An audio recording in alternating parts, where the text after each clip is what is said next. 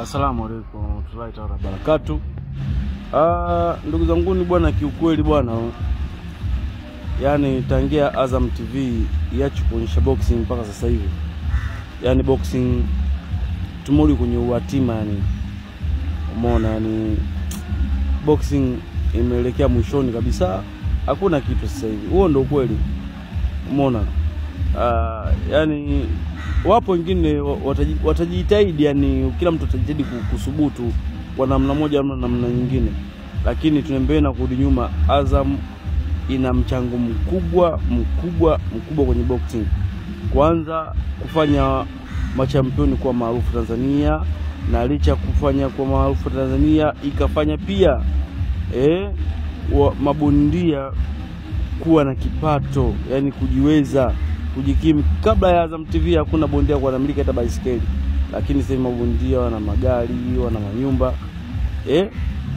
yote kwa nguvu ya Azam. Ushaona bwana, palikuwa kuna kutapeliwa zamani, palikuwa kuna kutapeliwa, lakini vijikita Azam yale mambo ya utapeli kaisha. Yani kiukweli kwa namna moja na namna nyingine Azam umenyanyua sana boxing. Huo ndio ukweli ambao huwezi kupingika.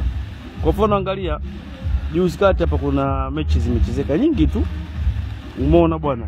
Kuna kijana mmoja akacheza na yule bondia ambaye alonipiga mimi, yule nani, Asemale. Sawa, yule Asemale mimi nimepoteza kwake, ni ukweli ambao sio kufichika. Akaja kucheza na Kidunda, na Kidunda kajitahidi kwa nafasi yake, umeona. Lakini kumbe kaja mara 3 huko Tanzania, umeona. Kuna dogo Swido gani kacheza naye, kampia yule Asemale kwa pointi. Nani anajua? Mimi mwenyewe nimekuja kujua kama siku 3 mbele au 4. Nasema Asemale bwana kaja Tanzania kacheza. Mimi kasema mimi najua Asemale kacheza nje. Kumbe bwana kupoteza nje, kumbe akaja kucheza na Bongo tena. Nani anajua? Hakuna mtu anayejua.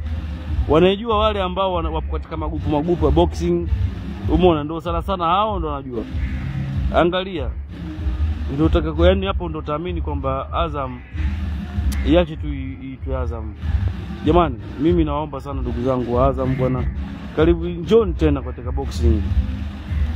Mtoto akiunyia mkono au katwi, umeona, unausafisha zenu, namwambia tu jamani, hapa hivi na hivi, umeona. Tunaamini Azam kwenye boxing haipati hela yoyote, umeona. Zaidi ndio walikuwa wanajiandalia mazingira Azam ya kuanza kupata hela, umeona. Azam kinachomuingizia sana pesa ni mpira.